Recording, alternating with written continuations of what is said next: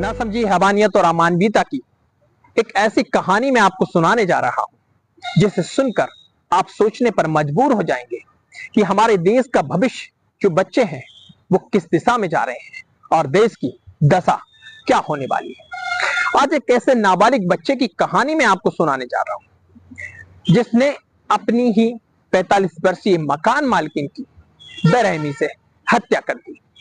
जब आप इसकी वजह जानेंगे तो आप सोचने पर मजबूर हो जाएंगे कि कोई ऐसा भी कर सकता है।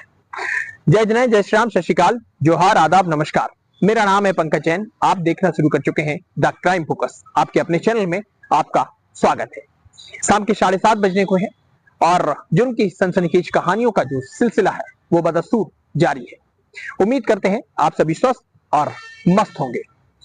वीडियो में आगे बढ़ने से पहले चैनल को सब्सक्राइब कर दीजिए, वीडियो को अभी से लाइक कर दीजिए। फेसबुक यानी किसी प्लेटफॉर्म पर आप देख रहे हैं तो हमें फॉलो करें ताकि कोई भी क्राइम स्टोरी आप मिस ना करें। तो चलिए शुरू करते हैं।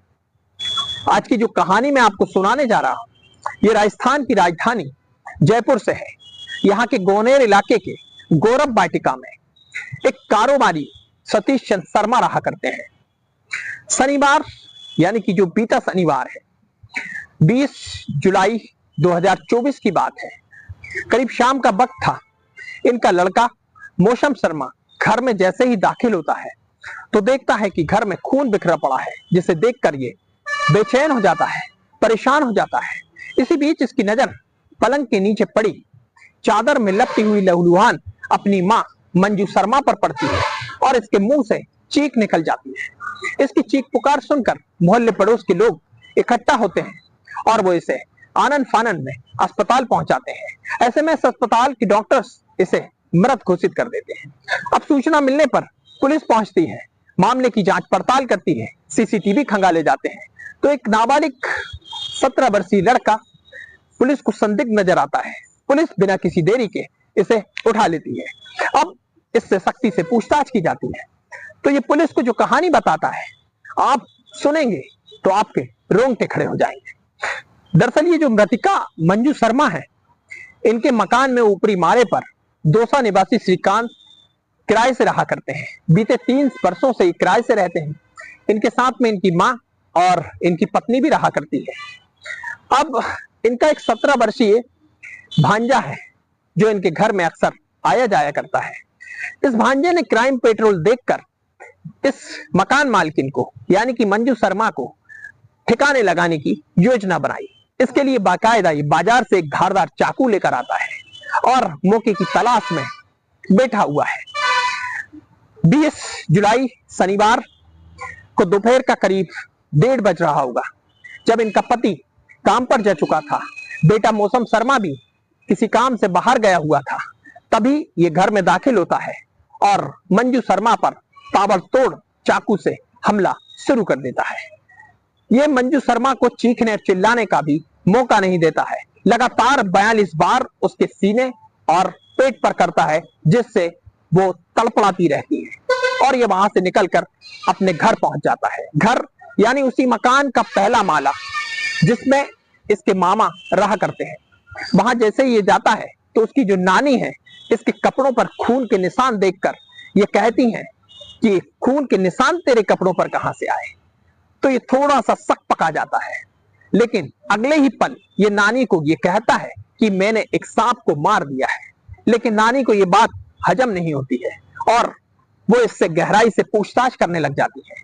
ये बात इस लड़के को खल जाती है और ये अपनी नानी को भी जोर से धक्का देता है, उसका गला दबाता है और गिरने के दौरान नानी का सिर जो है दीवार से टकरा जाता है और बुरी तरह वो गंभीर रूप से घायल हो जाती है। उसके सिर में पूरे 22 टांके आते हैं।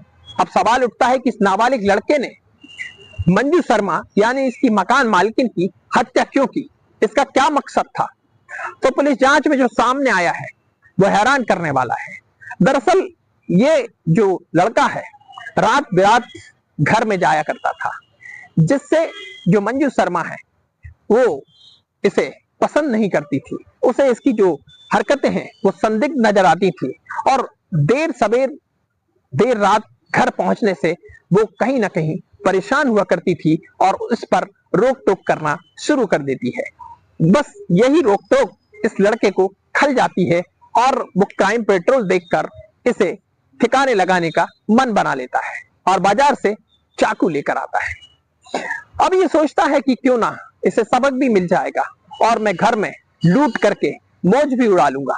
तो ये लूट की वारदात का भी प्लान बनाता है और इसीलिए एक तीर से दो निशान के चलते ये घर में दाखिल होता है, उसकी हत्या करता है और घर में खोजबीन करता है, अलमारी का ताला तोड़ता है, लेकिन बदकिस्मती से इसे वहां कुछ नहीं मिलता। अंततः ये मृतिका का मोबाइल ही वहां से लेकर और भाग निकलता है। अब आप देखिए नाबालिग लड़का कितना सातिर और बदमाश है। जब इलाके के लोग मंजू शर्मा के शव के पास इकट्ठा हो रहे थे, ये प्लान के अनुसार घर में अपने कपड़े आग के हवाले करके बदल कर उस स्थान पर पहुंच जाता है। इसका सातिरपना देखिए, ये वहां से उस मृतिका के साथ अस्पताल भी पहुंचता है, यानी कि जहां पर इस लाश का पोस्टमार्टम हो रहा था, ताकि इस पर कोई संदेह ना करे। और अनजानों की तरह ये परिजनों के साथ पूरे समय तक घूमता रहता है। मुझे लगता है कि इस पूरी वारदात को अंजाम देने से पहले इसने क्राइम पेट्रोल के उस सीरियल का अंतिम भाग नहीं देखा, जिसमें हमेशा ये कहा जाता है कि आरोपी कितना भी सातिर क्यों ना हो, चालाक क्यों ना हो, लेकिन उसकी गुनाहों की जो अंतिम मंजिल है वो है सलाखों के पीछे। यदि ये सलाखों के पीछे वाला ये पार्ट देखता तो शायद आज सलाखों से बाहर होता। तो फिलहाल ये थी पूरी कहानी। आगे के लिए भी बने रहिएगा हमारे साथ, फिर होगी मुलाकात किसी अन्य कहानी के साथ। तब तक के लिए आपसे लेते हैं विदा। अपने और अपने परिवार का ख्याल रखिएगा। जय हिंद, जय भारत।